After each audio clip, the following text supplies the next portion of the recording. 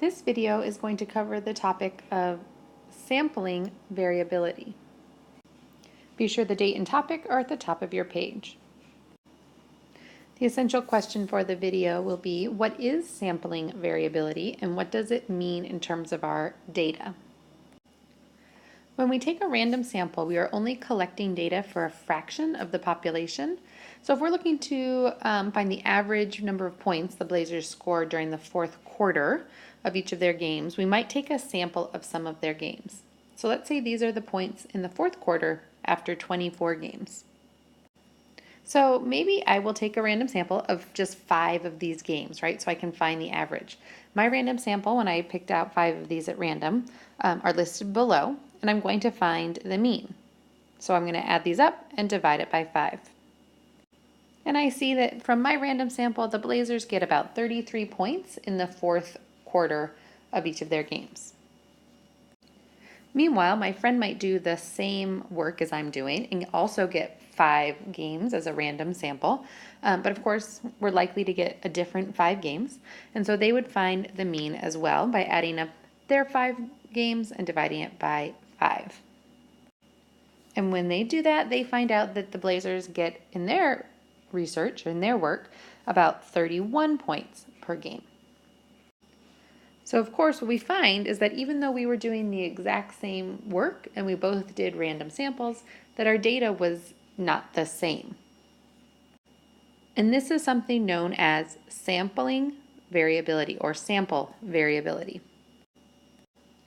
And this is normal, right? We won't all get the exact same information from our sample from one another, right? Because our random generated numbers might be slightly different. Which means that if we do this experiment multiple times, we're going to get different answers. And I actually did this 10 times, and I got my answers. And just for the purposes here, I've actually chosen to round my answers to the nearest whole number. And this is what the result was, right? So I got a couple times, I got an average of 31, a couple times I got an average of 32, but my data is pretty spread out, and there's not one clear average that showed up more frequently than others. And in fact, there was a range of 8. When I look at this, the highest and the lowest is pretty far apart. There's a range of 8 points in between what I got, depending on when I ran the sample. But I'm going to do this again, but this time I'm going to use 10 pieces of data instead of just 5. I'm going to increase the pieces of data that I use in my random sample. So this time I did my random sample and I got 10 pieces of information, and I'm going to find the mean again. And I find that the average of my random group is about 28 points per fourth quarter for the Blazers. But just like before, if my friend does a random sample as well, they're probably going to get different pieces of data randomly, and so their mean might be different. So I'm going to calculate the mean that that sample would get. And what I see is that we had more pieces of data, both of us, and when I look, our averages are much closer than the first example had when we were just choosing 5. And that's not a fluke, right? That's what happens if we use more information, if our sample size is larger. And so that's something we want to make sure we record and something we take note of, that this variability will decrease when the size of your sample increases. So when I used 10 pieces of data instead of 5, I was more likely to get data that was kind of consistent across my trials.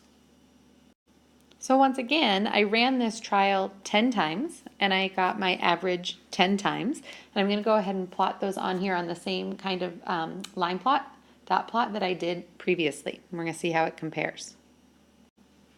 And this graph really looks significantly different than the first one. This one, you can see the data is much tighter together. It's much more clustered. And our results were much more consistent. And in fact, the data in my dot plot here just ranges from 27 to 31, a range of just 4, whereas in our previous trial, it was a range of 8, right? And that's a big takeaway, right? Using a larger sample size meant that the data was less spread out, and therefore the distribution of the data, we call it, is smaller. It's more tightly packed together. So while the whole purpose of sampling is that we don't want to have to do the entire population, it is true that the larger your sample size is, the more accurate your data will become, right? And also, if you have a larger sample size, then the amount of variability that you would get between trials becomes a lot smaller as well.